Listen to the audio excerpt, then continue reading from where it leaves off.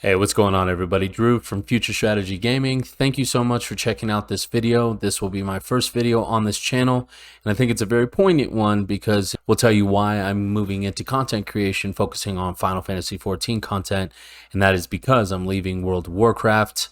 I have already left World of Warcraft. That was about 3 months ago, but now I'd like to do some content creation within this space, and I felt like this is a great video for me to put up as my first one. So I'm gonna kind of grow with my gripes with WoW first, and then I'll talk about what I enjoy more about Final 2 WoW and kind of wrap that video up with that. So I started playing WoW in the ZG patch of vanilla, so late 2004, early 2005 kind of stands out. I was in high school. A friend of mine had showed it to me. I started playing it at his house, tried to get it working, didn't have the computer specs that was necessary, which at that time I wasn't earning a lot of money for myself in order to purchase those parts. Finally made it through, and I played ever since. I only took one long-term break, and that was during the entirety of the Firelens patch that was within the Cataclysm expansion. Other than that, I've been playing this game very regularly through the last 16 plus years. Now, a couple of the gripes: development issues over the last few expansions. We can go all the way back to Warlords of Draenor, which is 4 expansions back. I mean, Mop, I think, was the last successful expansion for me on a personal level, but WoD had a lot of development issues when it came to flow, design of the storyline, as well as some of the raids. I mean, Blackrock Foundry was by far one of the best raids. It's top 3 for me that ever came out. Unfortunately, Hellfire Citadel was 13 months long, and that was a huge issue for me, and the contents just started to dry up. After WoD, we moved into Legion, which was a nice bump, and they introduced a completely new system.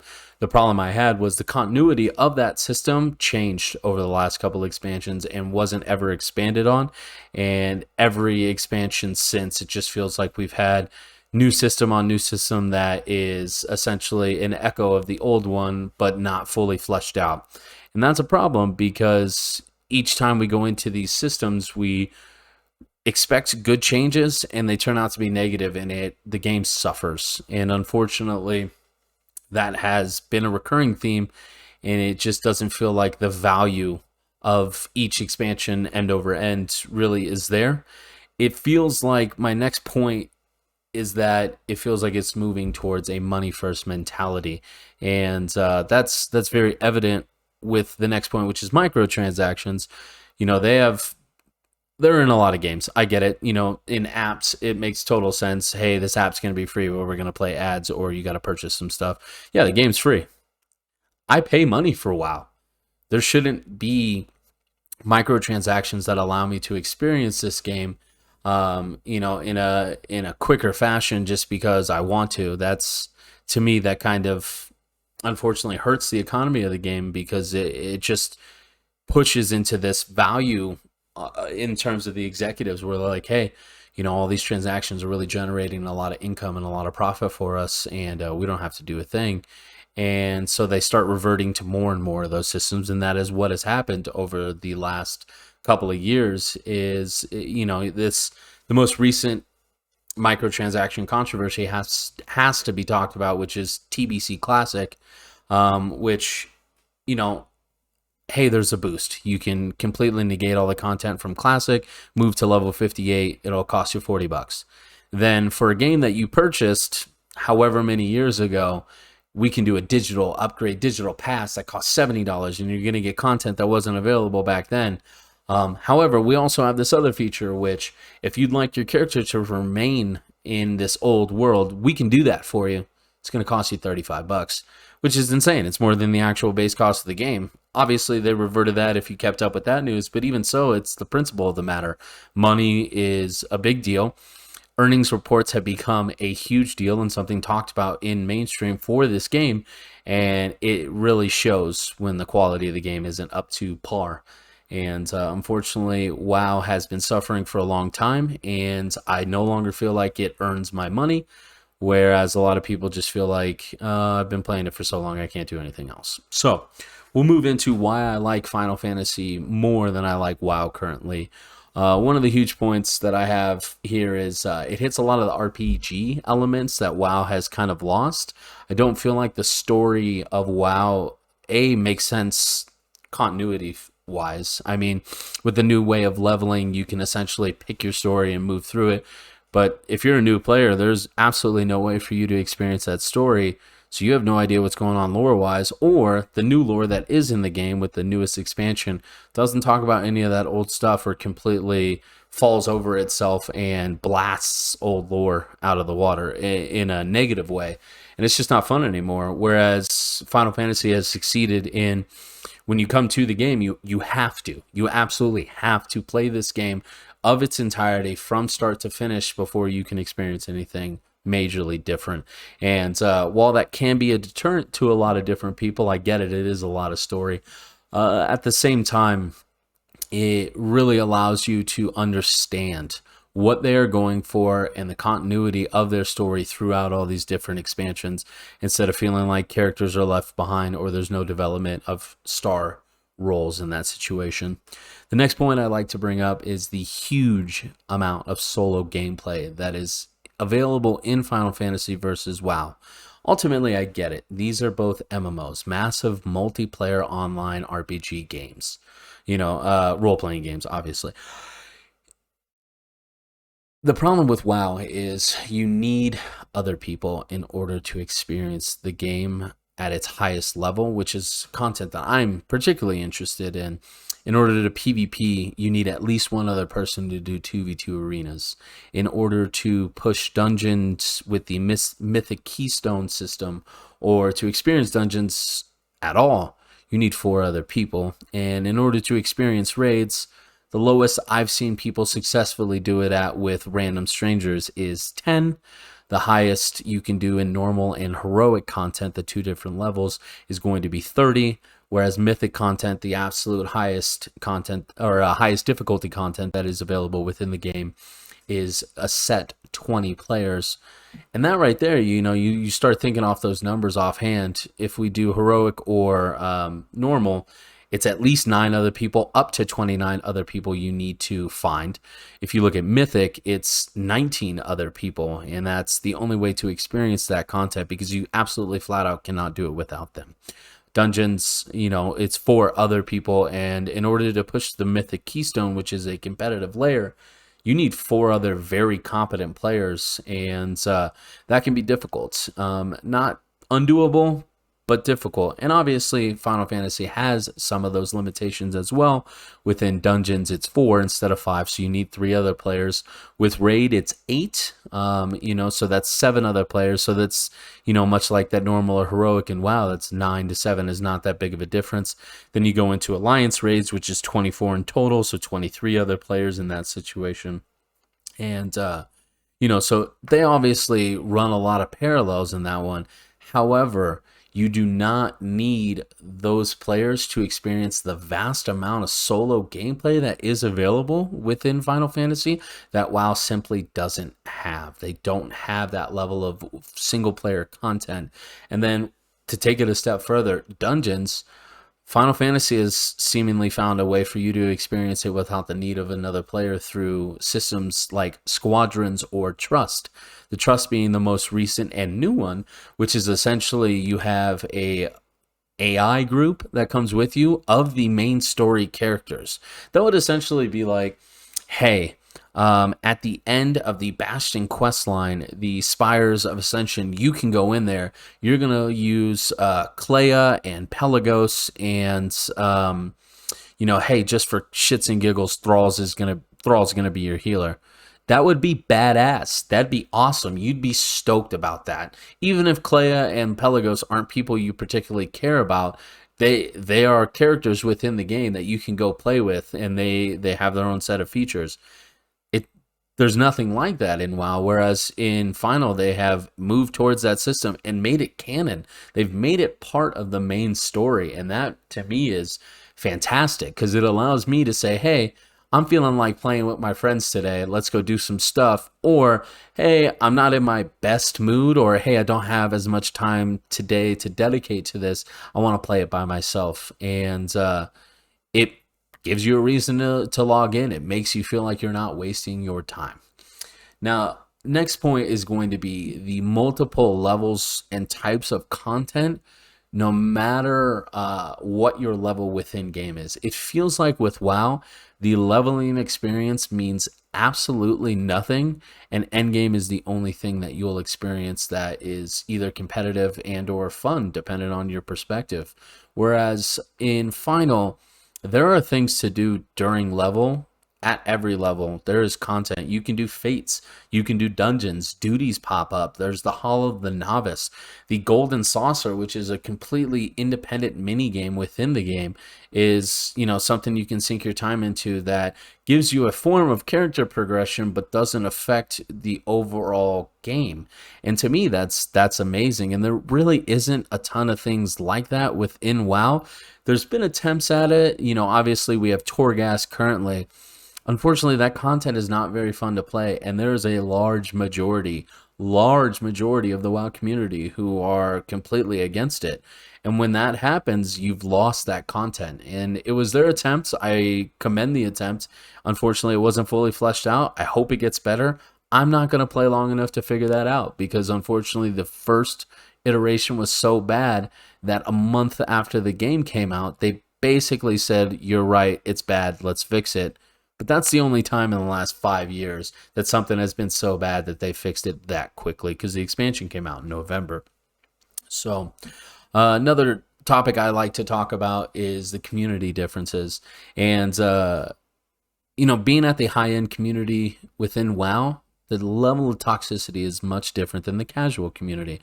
Casual community is very happy to just do whatever, you know, and feel good. And that's good for them. That's a great way to play. Unfortunately for me, and this is a personal thing, I am a competitive person. So I want to play at the top end content. That's what I enjoy on a personal level.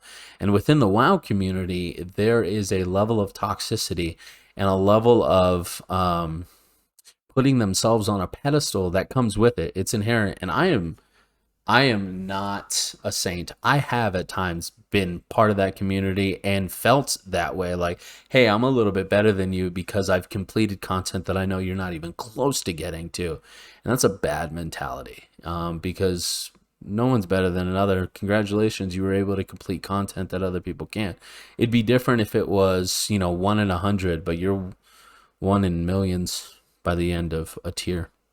You know what I mean? Whereas in Final, everyone is very accepting. I can't say everyone. A large portion of it is very accepting, especially of new players. You're obviously going to get your one-offs where people have some level of toxicity.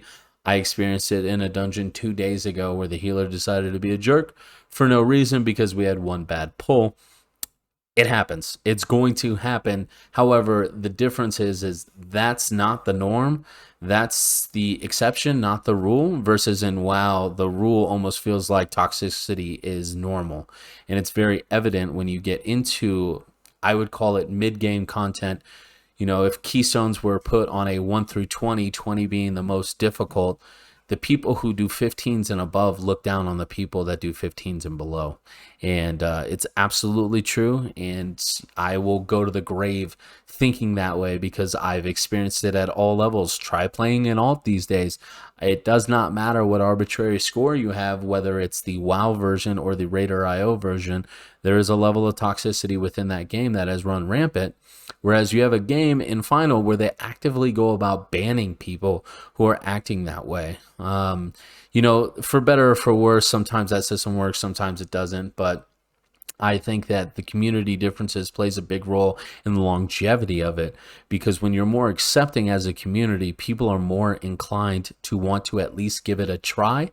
And by giving it a try, it allows them to experience something new and potentially can wrap them in to something that they enjoy and have fun with, because that's ultimately why we're playing video games. Next is the dungeon and raid design. For me, for the longest time, I would say Shadowlands as well as in the BFA expansion, these two things were the only reason I played the game. I got to a point where I would log in do a dungeon or do a raid with my preset group and then log out and not play it again. And that to me doesn't feel like a game I want to spend $15 a month playing, because that content is good. It seems like it's a little bit lost in that sense. And when I look at Final Fantasy's dungeon and raid design, it is on par, if not better than WoW.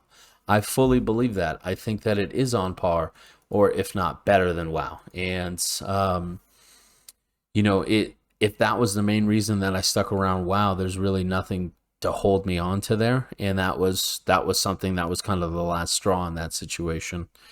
Now, the next point is player progression between the two games. Both of them have positive, both of them have minuses. You look at World of Warcraft versus Final Fantasy, and the biggest difference between the two: in Final, you do everything on one character.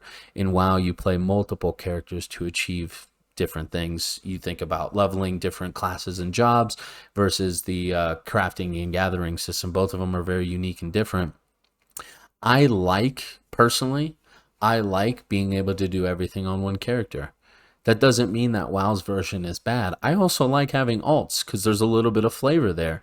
Hey, I can have my orc warrior who looks really badass in this plate gear, or I can have my undead rogue over here who is wearing nothing but leather and is a stealthy character. That little bit of flavor is really nice, and at times can break up some of the monotony. But then you go into the final situation, and I don't have to log off to get something done. I can still progress on my main character, so it doesn't feel like my progression is split between multiple characters. Everything that I'm trying to do and achieve is going to be on that one, and it feels like that is a more immersive experience, at least to me. I also really like the Final Fantasy franchise. This is not something new. This is something they've done for multiple games. And so with that in mind, this is a system that I'm already comfortable with and enjoy. So it's not hard for me to move over from WoW to Final. Now, a big sticking point is time spent versus the payout. I rated WoW at a very high level. Cutting edge is, I guess, essentially ES12 Savage completion. And, you get some glamour or some transmog, and you get some gear and a title. It's different. It's prestigious, right?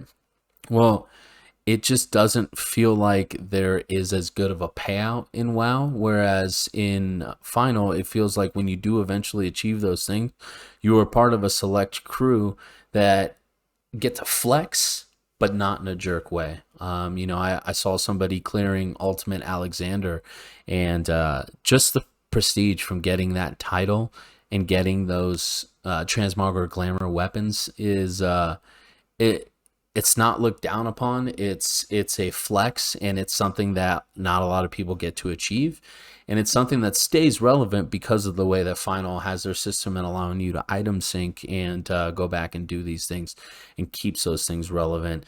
Whereas in WoW, one of the most prestigious titles that I ever wanted was the Immortal, which is clearing one of their raids without dying at all, any of your raid member on a particular fight. And I'll never forget it, because the night we were close, we died we had one person, the raid leader, he was pissed, die on the final boss, sub 30%.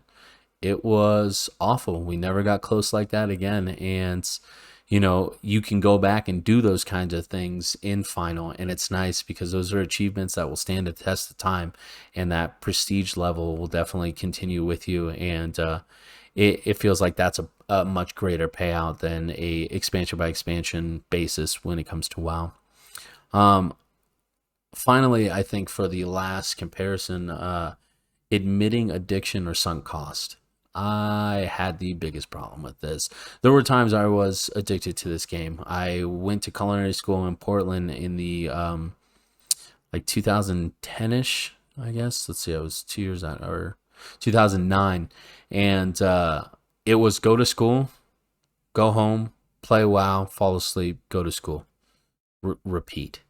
And if that's not an addiction, I don't know what is. And for the longest time, I spent so much time playing WoW, 15 plus years, that it felt like I had put too much time within the game and to quit. And I got to a point where I was so disgruntled with the game, I no longer looked at it that way. And that's a big deal because I know there are a lot of players that have that feeling because I've talked to those players. And the problem with that is it felt like it was slowly eroding everything I loved about WoW away from me and something that I no longer enjoy, but instead resent. And that's a double-edged sword because I do want to play a good game and I want to enjoy it, especially one that has been as meaningful as WoW has been. And I unfortunately started looking back at it with resentment, and that's not how I want to remember my time in there. I absolutely love WoW. I wish it nothing but success, and I hope that it can finally figure out how they can right the ship because unfortunately the ship has been taking on water for quite some time, and it's going to take some fundamental changes in order to get back to that point. Now, some people will definitely come on the video and say, "Oh, it's because Final Fantasy is fresh to you. That's why you like it so much." Sure, to a degree. Hey, just as a sidebar, I played in A Realm Reborn. I got to play a little bit of Stormblood. I played about 4 months of Stormblood before Shadowbringers came out. I quit Shadowbringers 4 days into it. At this point in recording this video, I am currently through the 5.1 content right now. And from what I've been told, 5.3 is going to be one of the best payoffs that I have. I really love this game, and I've loved all the final titles.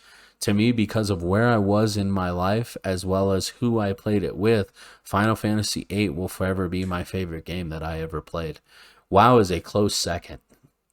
Can't lie, I'm almost tearing up thinking about it because the reality is there are a lot of experiences and memories that I can look back on and be like, I remember where I was in my life and how this affected me and what I was able to do to counter that if it was a negative experience, or what positive thing came out of it if it was a positive experience. So much like a lot of other players who are moving over from WoW, I'm not going to call them WoW refugees. I am just simply someone who enjoys the MMO genre and no longer finds myself having fun playing WoW and would like to experience another game to its fullest, especially a game that has blown up as big as it has.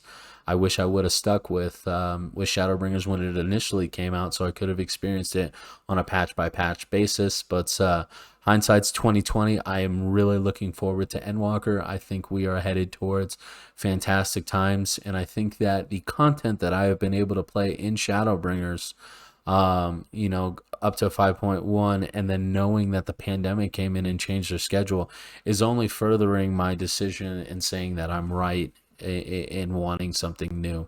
So I'm really looking forward to being able to play. I am very grateful to the community. I'd like to do a special thank you to Work to Game. Those two guys, I've been watching a lot of their videos. You have Chris and you have Brian, and I've been watching a lot of their videos.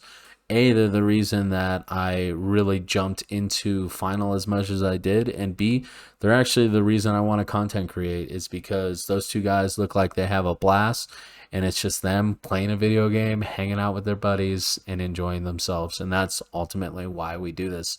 So shout out to those two guys. Thank you so much. As far as what you're going to see on the channel, it is going to be mostly Final Fantasy 14 content. I'm not going to say that I'm not going to do anything else because there are a lot of other games that I think would be cool. I just saw the Elden Ring trailer, so things are looking up in the gaming community. I'm a huge Harry Potter nerd. I might play Legacy a little bit on and make some videos, but expect some content videos from me. I'm gonna put out some stuff for hopefully some new players that come join our game. So thank you so much for watching. I really appreciate you giving me your time today. My name's Drew for Future Strategy Gaming. Thank you so much. Peace.